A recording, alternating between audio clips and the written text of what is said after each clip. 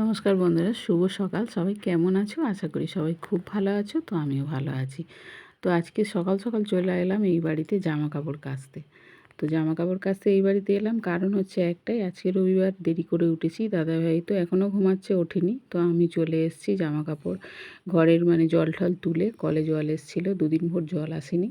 তো জামা কাপড় জল তুললাম, বাসন ছিল মাজা ধোয়া করলাম, করে তারপরে যেটুকু পেরেছি কেচেছি। আর সব কাচতে পারিনি। তো জামা কাপড় যেটুকু পেরেছি কেচেছি, নিয়ে চলে এসেছি ঘাটে। তো বড়দিকে বললাম, বড়দি ক্যামেরাটা করছে, কারণ তোমাদেরকে অনেক দিন এই বাড়ির কিছু দেখাইনি। পুকুর ফুকুর দেখো, জল ভর্তি হয়ে গেছে পুরো একদম। দুটো সান ডুবতে বাকি আছে, জল ভরে গেছে পুকুরে। আর চারিদিক জঙ্গলে জঙ্গল হয়ে গেছে, কিছুই দেখা যাচ্ছে না, শুধু পুকুরের মাঝখানটুকু দেখা যাচ্ছে। তো দেখো, অনেক জামা কাপড় পড়েছে, দুদিনের জামা কাপড় ছিল। তো বৃষ্টি হচ্ছিল এতটাই, সেগুলো তো শুকনো করতে কাচতে পারিনি। বৃষ্টি দেখো, সারাক্ষণ জামা কাপড় ঘরে মেলে রেখে দেওয়া যায়? আমি বিকালে কেচে দিই, রাত্রে মেলে দিলাম, দিয়ে সকালে শুকিয়ে গেলে ব্যাস। 2-3 দিনের জামা কাপড়। এত বৃষ্টি হচ্ছে যে বাধ্য হয়ে জামা কাপড়গুলো 2 দিন রাখা ছিল, কাচিনি। ভাবলাম রোদ হলে কেচে দেবো, তো রোদ তো হলো না। তারপরে গেলাম শনিবার দিনে বড় কাচারি গেলাম, আমার প্রচুর বড় কাচারি ছিল, গিয়েছিলাম। তো বড় কাচারি গিয়েছিলাম, সেখানে গিয়ে স্নান টান করেছি, সেই সব জামা কাপড়ও পড়ে গেছে, অনেক জামা কাপড় পড়ে গেছে। তো দেখো কত জামা কাপড়, সে কী বলবো তোমাদেরকে। কাচতে কাচতে আমি হাঁপিয়ে পড়েছি, কোমর যন্ত্রণা ধরে গেছে, তবু পিড়ে বসে বসে কেচেছি কলতলায়। তো ঘাটে গিয়ে কাচলে আরও কষ্ট হতো। তো কেচে নিলাম, কেচে নিয়ে ধুয়ে নিচ্ছি। তো পুকুরে এলে ধুতে সুবিধা হয় খুবই, পুকুরের জলটা বেশি পাওয়া যায়, ধোয়ার সুবিধা হয়, তাড়াতাড়ি ধোয়া হয়ে যায় ঝটপট করে। কিন্তু যেহেতু কলে জল পড়ে, ওই জন্য কলে আসি না, বুঝতেই তো পারছো। সামনে জল পেলে আর কি দূরে যায়। তো কলে জল পড়ে বলে ঘাটে তেমন একটা আসি না। তো ঘাটের দিকে এলে একটু ভালোও লাগে, একটু বড়দের সঙ্গে গল্প করি, একটু মানে মনটা হালকা হালকা লাগে। সবসময় তো ঘরে একা একাই থাকি, তো ওই জন্য ঘাটের দিকে এলে একটু ভালোই লাগে। তো চলেই এলাম আজকে ঘাটে। তো বড়দিকে বললাম, তুমি একটু ভিডিওটা করো, ক্যামেরাটা করো, আমি জামা কাপড়গুলো ধুই, বন্ধুদেরকে একটু দেখাই আমাদের কী অবস্থা। জল ভর্তি পুকুর, আর চারিদিকে গাছপালা ভরে গেছে। তো দেখো, সব জামা কাপড় আমার ধোয়া হয়ে গেছে। তো জামা কাপড় ধুয়ে নিয়ে আমি যাচ্ছি বাড়ি। তো এখনও হয়তো দাদাভাই উঠেছে কি ওঠেনি আমি জানি না, গেলে বুঝতে পারবো উঠেছে কি ওঠেনি। তো আমি জামা কাপড়গুলো কেচে নিয়ে যাচ্ছি, মেলবো কী করবো এখন। আকাশে তো মেঘ, রোদ নেই, কিছু নেই, পুরো চারিদিক দেখো মেঘে ঘিরে আছে, মেঘলা হয়ে আছে, অন্ধকার হয়ে আছে। কতই বা জমিয়ে রেখে দেবো। তো বড়দির মা বলছে, তাই তো মা, কত রেখে দেবে জমিয়ে জমিয়ে, কাচতে তো হবে, যত জমে থাকবে তত জাবড়ে থাকবে তত বেশি। তো যাই হোক, কী করব। তো কেচে নিয়ে চলে যাচ্ছি বাড়ির দিকে, গিয়ে দেখবো তোমাদের দাদাভাই উঠেছে কি ওঠেনি। তো ঘরে চলে এসেছি, এসে দেখছি যে তোমার দাদাভাই উঠে পড়েছে। তো উঠে পড়েছে, আমি বিছানাটা গুছিয়ে নেব, কেননা বিছানাটা পড়ে আছে। বিছানা অনেকটাই বেলা হয়ে গেছে, বিছানাটা না গুছিয়ে নিলে খুবই খারাপ দেখতে লাগে। 9টা বেজে গেছে। তো বিছানাটা গুছিয়ে নিই। আমি প্রত্যেক দিন দাদাভাই সকালে ডিউটি যায় বলে সকালে সব কাজ সারি, পরে বিছানা গুছাই। কিন্তু যেহেতু আজকে রবিবার, তো অত তাড়া নেই, খাওয়ার তাড়া, রান্নার তাড়া, কোনোটাই তাড়া নেই, অসুবিধে নেই, ধীরে সুস্থে করলেই হবে। তো দাদাভাই উঠে পড়েছে, বাথরুমে গেছে। তো আমি বলি এই সময় আমি বিছানা টিছানাগুলো গুছিয়ে নিই। তো বিছানা গুছাচ্ছি, এটা ওটা পড়ে আছে, আমিও এটা ওটা রেখে দিয়েছি, দাদাভাইও রেখে দিয়েছে। সকালবেলা বলি গোছাবো, তো গোছাচ্ছি। তো গোছাতে গোছাতে আর তোমাদের সঙ্গে কথা গল্প করছি। আর তোমার বিছানা তো গুছোতে সময় লাগে না, কেন বলো তো, যেহেতু মশারি টাঙাই না, মশারি টাঙালে দেরি হয়। মশারিটা টাঙাবো শীতকাল পড়লে, তারপরে তোমার মশা খুব বেশি লাগলে বর্ষাকালে টাঙাই, এবার ছেড়ে টাঙাইনি সত্যি কথা বলতে। তো বিছানা গোছানো হয়ে গেছে, এবার দাদাভাই বসেছে, চা করতে বললো আমাকে একটা গ্যাসের ওষুধ দাও। তো ওষুধটা দিলাম, ওষুধটা খাচ্ছে, আমি চা করতে চলে এসেছি। চা করতে চলে এসেছি বলতে, ইলেকট্রিক কেটলিতে জল গরম করব, করে আর চায়ের মধ্যে দিয়ে দেবো, হয়ে যাবে চা। বেশি সময় লাগে না, জানো তো আমি কেমন চা খাই। তো যাই হোক চা করব, জল গরম বসিয়েছি। দাদাভাই জিজ্ঞাসা করছে বাজারে যাব, কি আনবো না আনবো জিজ্ঞাসা করছে। তা আমি বললাম কী আনবে, যা তোমার যা মনে হয় নিয়ে আসো না। দাদাভাই জিজ্ঞাসা করছে কী হবে আজকে, কী রান্না হবে। আমি বললাম সবই তো আছে ঘরে, বাজার আছে, মাছ, এই মাছটা নেই, ডিম আছে, সয়াবিন আছে, আলু আছে, পেঁয়াজ আছে, তারপরে সবজি আছে, সবই আছে, তো কী আছে অসুবিধা, রান্নার তো কোনো ব্যাপার নেই। সত্যি কথা বলতে আমার দাদা ভাইয়ের আমাদের কোনো মানে যে ভালো মন্দ খেতেই হবে এরকম কোনো ব্যাপার নেই। আমরা এভাবেই চলে অভ্যস্ত, আমাদের এইভাবেই জীবনযাপন চলছে, আমরা এরকমভাবেই চলি। তো আমাদের কোনো অসুবিধা হয় না, যখন যেরকম তখন সেরকম, ভালো মন্দ হলে ভালো মন্দ খাই, আর ভালো মন্দ না হলে যেরকম হয় সেরকম খাই, তো কোনো প্রবলেম আমাদের নেই। তো যাই হোক দাদা ভাইয়েরও কোনো প্রবলেম নেই, আমাদের ভালো মন্দ হলে ভালো মন্দ খেলাম, খারাপ হলে খারাপ খেলাম, ফ্যান ভাত হলে ফ্যান ভাত খেয়ে নিলাম, কোনো অসুবিধে নেই। তো খাওয়া হয়ে গেছে, দাদাভাই আমার টিফিন খাওয়া হয়ে গেছে, চা খাওয়া হয়ে গেছে। তো দাদাভাই বললো একবারে টিফিনটা খেয়ে নিই, অনেকটাই বেলা হয়ে গেছে। তো খেয়ে নিয়ে বাসনগুলো মেজে নিচ্ছি, টিফিন খাওয়া বাসনগুলো। দাদাভাই চলে গেছে বাজারে, তো দাদাভাই বাজারে চলে গেছে। তো বলছিল যে নিরামিষ রান্না হবে। আমি বললাম যে বলে আজকে ডিম রান্না হবে কেন রবিবারের বাজারে। তাই বললাম আজকে কী অনুষ্ঠান আছে, আজকে কোনো কিছু আছে পুজো টুজো, আজকে ডিম রান্না করতে নেই। তো দাদাভাই বললো না আজকে ডিম খেতে নেই রবিবার। তো যাই হোক বলে বাজারে গেল। তো দেখো কী মাছ এনেছে আমি তোমাদেরকে দেখাচ্ছি। এই দেখো এটা কী মাছ বলে, কি সিতেপাটি মাছ বলে, কেউ কেউ রূপালি মাছ বলে, কেউ আবার তরোয়াল মাছ বলে। যাই হোক দেখো না নিয়ে এসছে, আমার তো কেমন লাগে দেখে কাটবো, ওটাই ভাবছি কী করে কাটবো। বড় বড় দাঁত মাছের মধ্যে। তো মাছটা একটা মাছ কেটে নিয়ে এসছে, ওই কাতলা মাছ নিয়ে এসছে একটা, সেটা কেটে নিয়ে এসছে, ঠিক আছে কেটে নিয়ে এসছে, আর একটা কাটতে হবে, মানে কাটতে হবেই, এটাই হচ্ছে ব্যাপার। নিয়ে এসছে দুরকম মাছ। তো মাছগুলো আমি ধোবো, এই মাছটা ধোবো, এই মাছের মধ্যেও আঁশ ভর্তি জানো তো, মানে মনে করবো যে আঁশ ছাড়াবো না, এই মানে মাছ ধুয়ে নিলে শুধু হয়ে যাবে, কিন্তু দেখো এটাতেও আঁশ ভর্তি হয়ে আছে, এগুলো মানে ভালো করে বাছতে হবে। তো ওটাও কাটতে হবে, চিন্তা করছি কী করে কাটবো। দেখছি এগুলো ডানাগুলো হাত দিয়ে ছাড়ানো যায় কি না, চেষ্টা করে দেখলাম, দেখছি না হবে না, রেখে দিই। তো রেখে দিলাম, রেখে দিয়ে এই মাছগুলো ধুচ্ছি। তারপর ভাবলাম যে না এক কাজ করি, আগে ওই মাছটা কেটেই নিই, নিয়ে তারপর একসঙ্গে দুটো মাছ ধোবো, কেননা একবার এটা ধোবো একবার ওটা ধোবো, ওই মাছটা আগে কেটে নিই।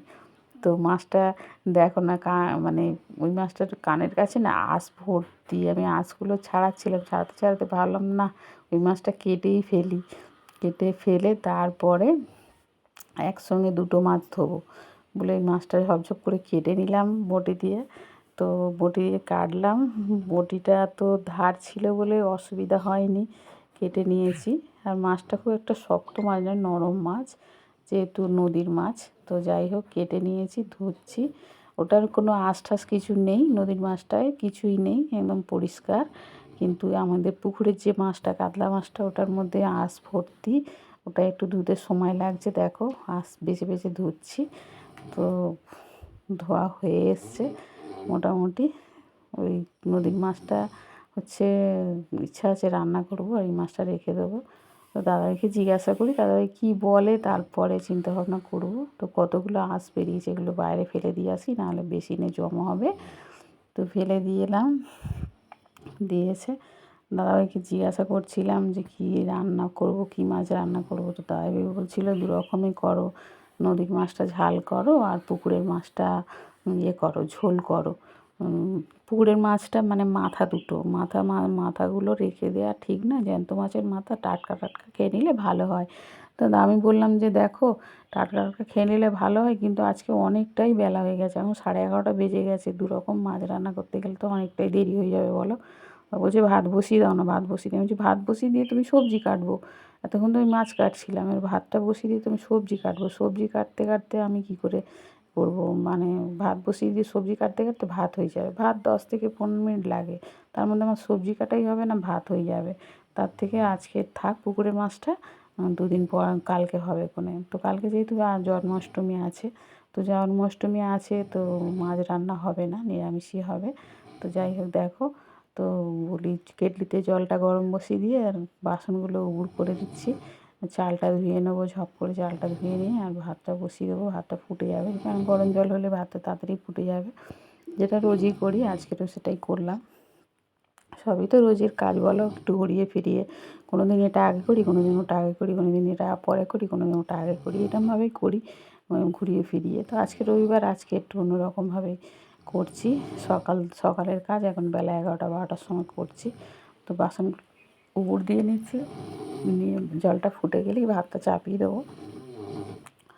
আর তোমাদের দাদাভাই হচ্ছে স্নান টান করছে, পুজো টুজো করবে, ঠাকুরের ঘরে ঢোকেনি সকালে, যেহেতু ওঠিনি, আজকে কাজ নেই, ডিউটি নেই বলে দাদাভাই হচ্ছে স্নান করতে ঢুকেছে, পুজো করবে, ঠাকুর ঘরে ঢুকবে। আমি তো এখন হবে না, স্নান দেরি হবে, তো আমি তো স্নান হলেও কি না হলেও কি আমি সকালে ঠাকুর ঘরে ঢুকি না, দাদাভাই ঢোকে। তো জলটা ফুটে গেছে, আমি ভাতটা চাপিয়ে দিয়েছি, দেখো ভাত ফুটেও গেল সঙ্গে সঙ্গে, যেহেতু গরম জল দিয়ে ভাতটা বসিয়েছি, ভাত ফুটে গেছে।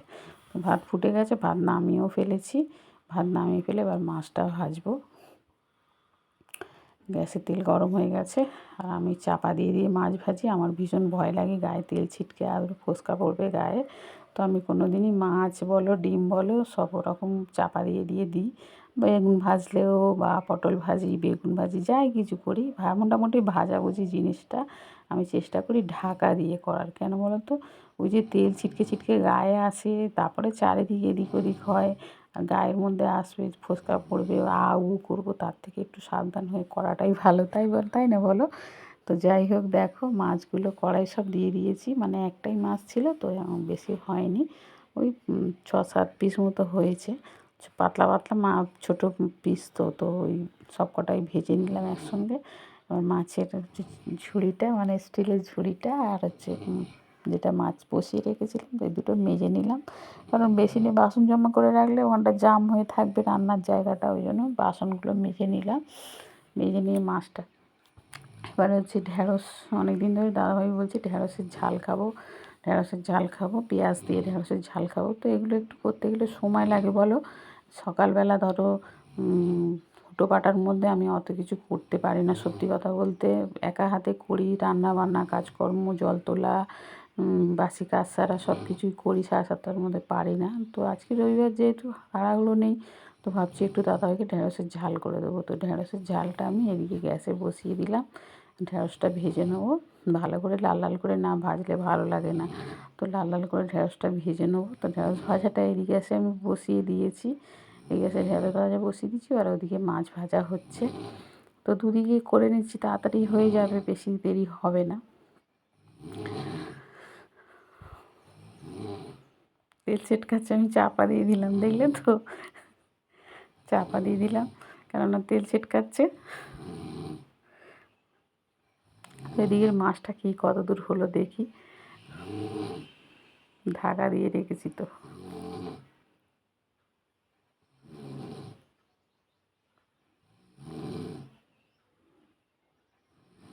এক পিঠ হয়ে গেছে, আর এক পিঠ হলে হয়ে যাবে।